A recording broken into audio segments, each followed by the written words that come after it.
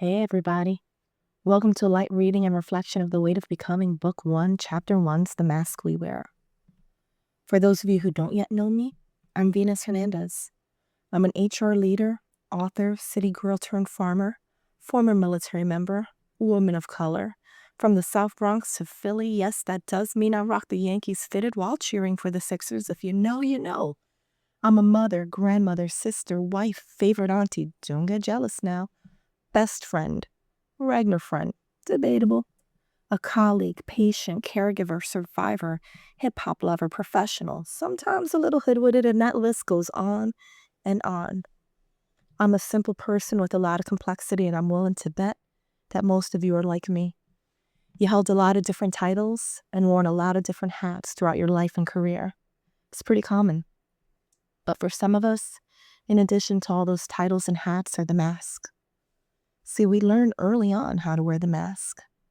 The polite smile, the measured tone, the version of ourselves that makes others more comfortable. But what happens when that mask starts to suffocate the person underneath? What happens when we look in the mirror and no longer recognize the person who's staring back at us? How do we find the courage to take it off, even when the world around us still rewards the costume? The first chapter of my book was written for my daughter, and it's dedicated to you. My daughter came to visit with me earlier this week, her eyes swollen, voice cracking, carrying a kind of tired I know all too well. She asked me to teach her the language I once mastered, the hustle tongue, the code of keeping quiet, the yes ma'am when you want to say hell no. The way you smooth out your edges just to make it through another meeting without being labeled too much. Yeah. She wanted to learn how to switch up and how to make herself small enough to fit in rooms that were never built for her. And that's when it hit me. Mi pertenencia. My belonging? It wasn't real. It was rehearsed. Performative. A mask I'd been wearing for years. I'd been fluent in survivalese. Smiling when I wanted to scream, laughing so nobody flinches, and teaching her? Teaching her without words that blending in was safer than being seen.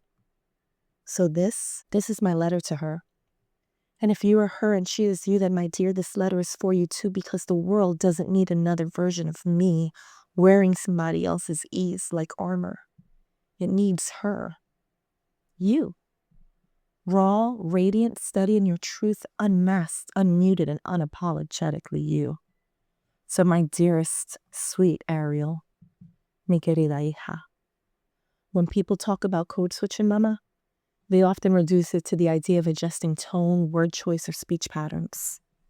They call it professional, adaptability, or emotional intelligence, but for many of us, as you're starting to see, code switching isn't about communication at all. It's about concealment. It's the quiet, daily work of masking parts of yourself.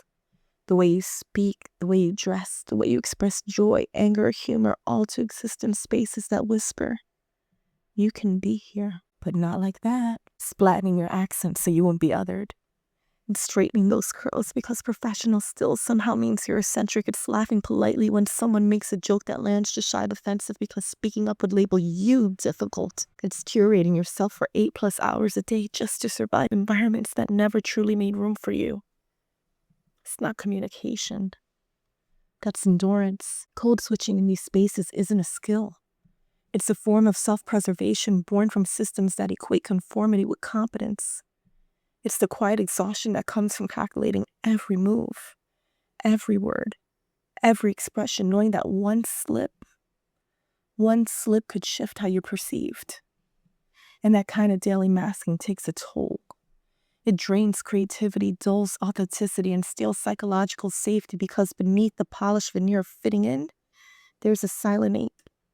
The knowledge that the real you, the accent, ese ritmo, ese calor, the brilliance that doesn't fit neatly into a corporate box, it wasn't what the room was built to hold. And that masking, it isn't sustainable. It's heavy.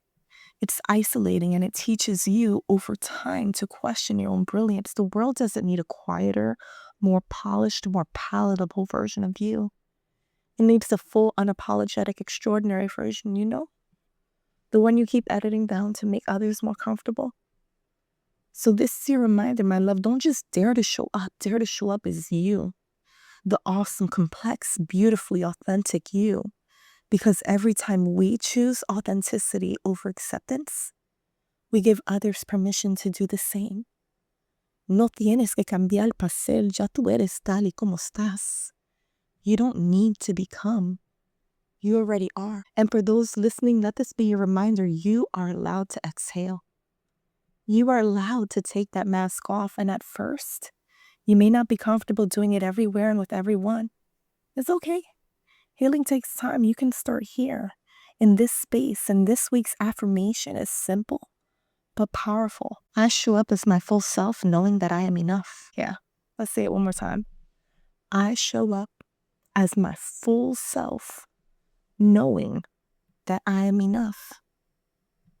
Say it again. Say it slowly. Say it until it sinks past the surface. Say it until your body believes it. You are enough without the mask. What began as a love letter to my daughter became something far bigger than I ever imagined. One letter turned into a book that invited others to pause and look inward. The book gave birth to reflections and essays for leaders, teachers, coaches, and medical providers, and those reflections moved people and organizations into action. What started as a single offering has grown into a quiet movement of truth-telling, self-inquiry, and collective becoming. And I am grateful, so grateful to be a part of it.